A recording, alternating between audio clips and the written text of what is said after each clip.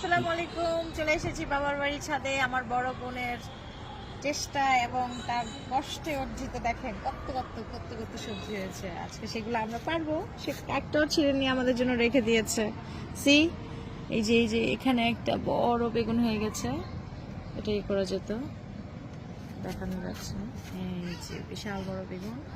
তারপরে এখানেও আছে, এটাও এখন কাটবো।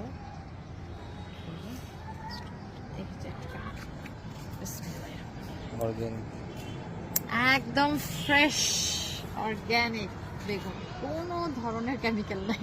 আমা আসো, বেগুন খাবে? একটু খাও, ধরো ধরো।